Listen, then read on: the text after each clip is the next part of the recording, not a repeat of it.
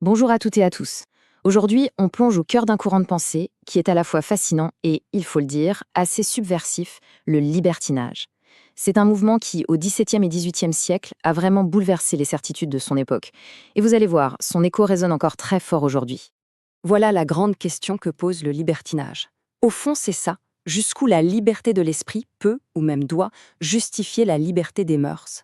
Est-ce que rejeter les dogmes de la religion, ça implique forcément de rejeter aussi toutes les conventions sociales? C'est cette tension permanente qu'on va explorer ensemble. Bon, pour commencer, il nous faut une définition claire, celle que vous devez absolument maîtriser pour le bac. Le libertinage, c'est avant tout un mouvement d'affranchissement. On se libère de quoi? De la religion, de la morale, des codes sociaux. Retenez bien les trois piliers, la liberté de penser, l'esprit critique comme outil principal et la recherche du plaisir comme objectif de vie. Alors attention, point crucial pour vos analyses, et c'est ce qui rend ce mouvement si complexe. Il a une double nature. On ne peut pas comprendre le libertinage si on ne voit pas qu'il est à la fois une philosophie, une façon de penser, et une pratique, une façon de vivre.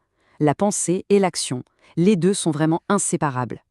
Ce tableau résume parfaitement cette dualité. D'un côté, à gauche, on a le libertinage érudit. C'est le libertinage des idées, une démarche très intellectuelle qui utilise la raison et la culture antique pour attaquer les dogmes et la doxa. La doxa, pour rappel, c'est l'opinion commune, les idées toutes faites qu'on ne remet jamais en question. Et de l'autre côté, à droite, on a le libertinage de mœurs, qui est en quelque sorte la mise en pratique de ces idées. Ça se traduit par quoi? Le refus des conventions, comme le mariage, une vision de la société comme une grande pièce de théâtre où tout le monde porte un masque, et bien sûr, le fameux jeu de la séduction. Commençons par la base, le socle intellectuel du mouvement, la rébellion par la pensée. Le libertinage érudit, c'est d'abord une histoire de libres penseurs. Ah, cette réplique de Dom Juan, elle est juste géniale pour illustrer ça. Sganarelle, son valet, est terrorisé. Il lui parle de Dieu, de l'enfer, et Dom Juan, que répond-il? Il oppose la seule chose en laquelle il croit, l'arithmétique, la logique pure, la raison mathématique. C'est un rejet total de toute vérité qui ne serait pas démontrable. C'est vraiment la quintessence du libertinage érudit. Passons maintenant à l'autre facette. Voyons comment cette philosophie se traduit dans les actes, dans la vie de tous les jours, dans les stratégies sociales. Ce tableau de Fragonard, tout le monde le connaît, mais c'est une allégorie parfaite du libertinage de mœurs. La scène a l'air légère comme ça, mais en réalité elle est profondément transgressive. On y trouve tout, le désir, le jeu de la séduction, le voyeurisme et le détail qui tue. C'est un homme d'église qui pousse la balançoire, ce qui ajoute une critique anticléricale assez virulente. Le plaisir, le secret, le renversement des codes moraux, tout y est. Et dans la littérature, on a un personnage qui incarne cette philosophie à la perfection. C'est Hylas dans L'Astrée. Il revendique son inconstance en amour non pas comme un défaut, mais comme une preuve de sagesse, une adaptation à la nature. Savoir bien changer devient une qualité. C'est un refus total de l'idéal de fidélité éternelle. Écoutons un peu ce que les libertins eux-mêmes avaient à dire. Vous allez voir, leurs mots sont de véritables armes. Soyez attentifs à la force de leur style. Quelle claque cette phrase! Dans son voyage imaginaire sur la Lune, Cyrano inverse complètement les valeurs de notre monde.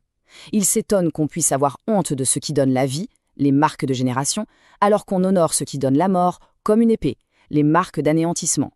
C'est une critique radicale et incroyablement audacieuse de l'hypocrisie sociale. Là, le ton change complètement. C'est le cri d'un homme brisé, mais qui ne renonce pas. Théophile de Viau a été jeté en prison pour ses écrits. Et là, il dénonce l'hypocrisie de ses juges qui l'ont forcé à faire semblant de se repentir pour des péchés intellectuels qu'il ne reconnaît absolument pas. C'est un témoignage vraiment poignant de la persécution que subissaient les libres penseurs. Et on termine avec Casanova, évidemment, figure emblématique du libertinage de mœurs.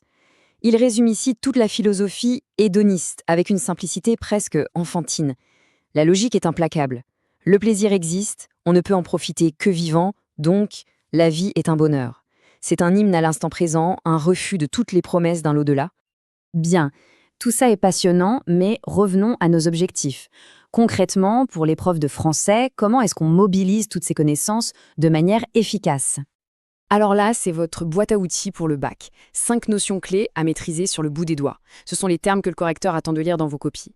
L'esprit critique, c'est le moteur. La doxa, c'est la cible. L'hédonisme, c'est le but. L'inconstance, c'est la pratique. Et la subversion, c'est le résultat.